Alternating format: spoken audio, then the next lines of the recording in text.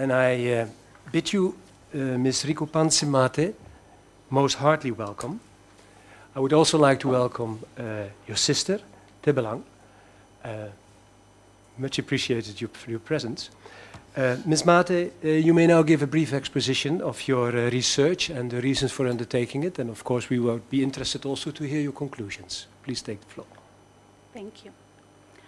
Good morning, Mr. Rector Magnificus. My thesis, entitled Grappling with Emerging Adulthoods, Youth Narratives of Coming of Age in a Frontier Town, Zimbabwe, is in the broad area of youth and development studies.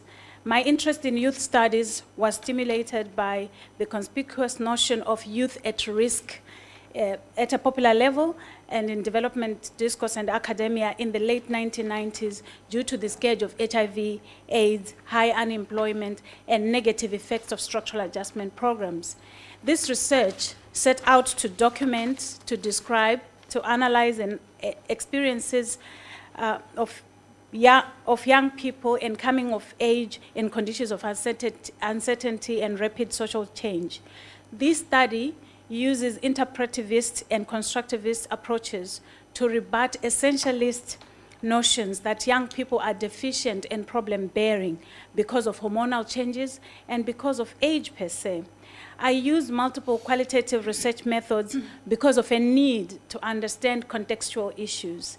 The main argument of my thesis is that intractable challenges of economic decline in the last 2 decades in Zimbabwe have had a huge impact on how young people transition into adulthoods. Effects of economic instability force young people to strive for adulthoods in ways that adults do not approve of. My conceptual framework uses the concept of emerging adulthoods as used by Annette and Teba, Annette 2000 and many other publications, as well as the notion of situational living as used by Harry Blatterer in 2007 and 2010 to explore the production of youth subjectivities. Both these concepts borrow generously from symbolic interactionism, which is also the theoretical perspective that I use in the thesis. The notion of emerging adulthoods refers to a situation where adulthood is no longer as generally thought, synonymous with stability, with committed relationships, with employment, with fixed places of residence, with autonomy and self-determination. In addition, the concept of emerging adulthood recognizes that there are many adulthoods, but not all are recognized as ideal and desirable. Some are condemned as deviant. Furthermore, markers of transition into adulthood are increasingly scrambled, forcing young people to chart individual, often creative paths to adulthood. In the case of sub-Saharan Africa, many young people do not accept their circumstances. They see real and imagined poverty as shameful, humiliating, and actively seek to dissociate themselves from it by emigrating.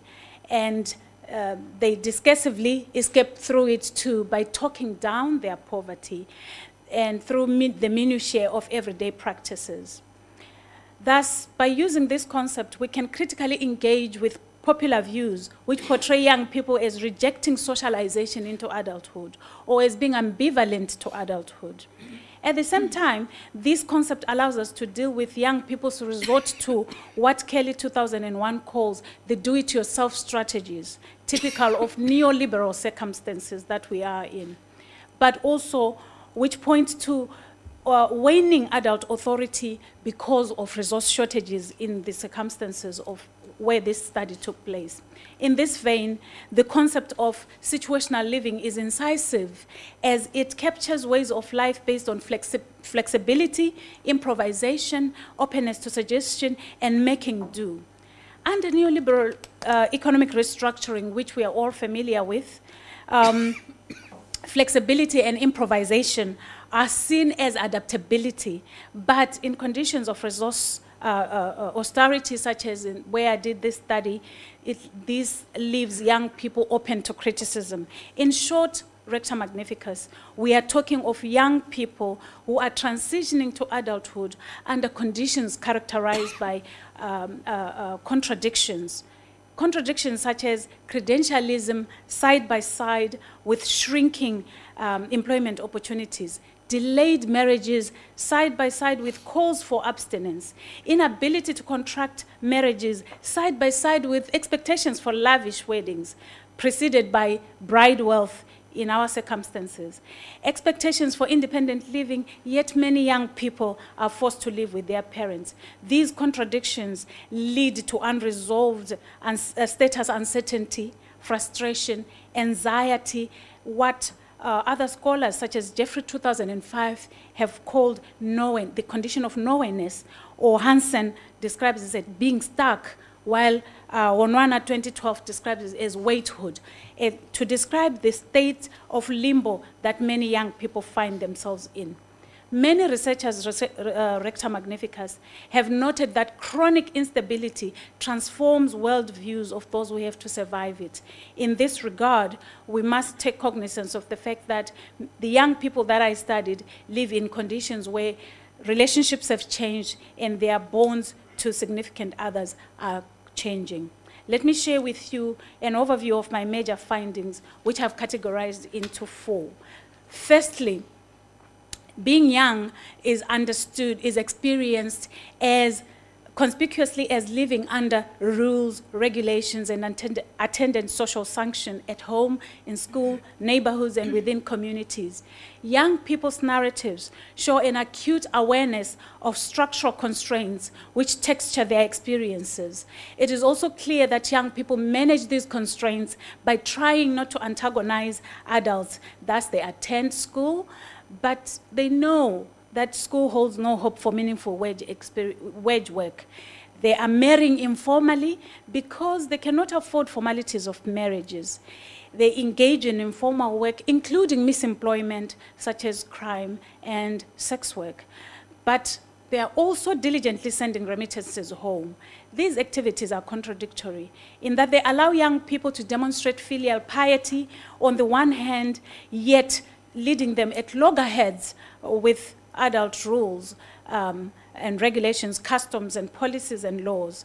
Some young people prefer compliance, while others will get by on pretense, arguing that adults will never concede anyway until they are challenged. In this sense, young people take risks, risking punishments, ostracism, and even arrest. Secondly, the social practices of young people discussed in the thesis are created in the social, cultural, and economic context in which they are found. While true that most youth survival strategies discussed in the thesis are illicit, and therefore forcing law and order responses, these responses are yet another layer of adult power, which for young people has to be managed, evaded, and manipulated in order for these young people to survive. Cynicism abounds, Rector Magnificus, for adults and for the young. In the study area, young people were described as untrustworthy, given to lying, cheating, and therefore described as impossible and problem-bearing. Clearly, the despair of the marginalized, the production of their livelihood strategies is not well acknowledged or planned for by technocrats. Many adults take advantage of young people's despair, and yet they are not punished for it.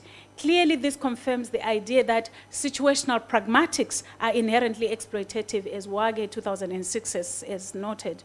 Thus, young people walk a tightrope of balancing their personal needs, aspirations, circumstances on one hand, social norms and policies on the other. Thirdly, studies across sub-Saharan Africa acknowledge the fact that young people do not want to be poor. They do not want to be seen as poor or to be associated with poverty. Efforts at projecting wellness and upward social mobility, success are at the center of creativity and the licit and illicit practices of young people in this thesis. Success in image management demands resources whose mastery foments the notoriety of young people. Young women reject poverty by looking for better off partners in conditions where such partners are few. Young men do not shy away from doing the same too if opportunities arise. Paradoxically, the search for economic security, as epitomized by the desire to get married well, also leaves a lot of young women saddled with bad reputation and risking other public health challenges, which the thesis discusses. Fourthly, young people actively eschew the neoliberal notion of individual responsibility by especially because of the unfavorable circumstances they find themselves in.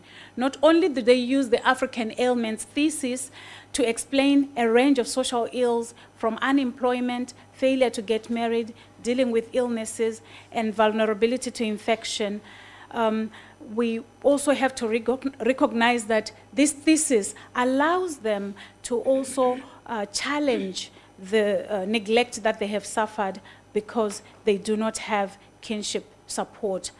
Significantly, Recta Magnificus, these findings are of interest to people who work in the area of youth rights, to academics, to development practitioners and policymakers, thinking about how to make sense of young people's lives. Yes, young people are social actors, they have agency, but their actions are also contradictory and remain ambiguous. I will end there, Recta Magnificus. Thank you, dear candidate, for your explanation. We will now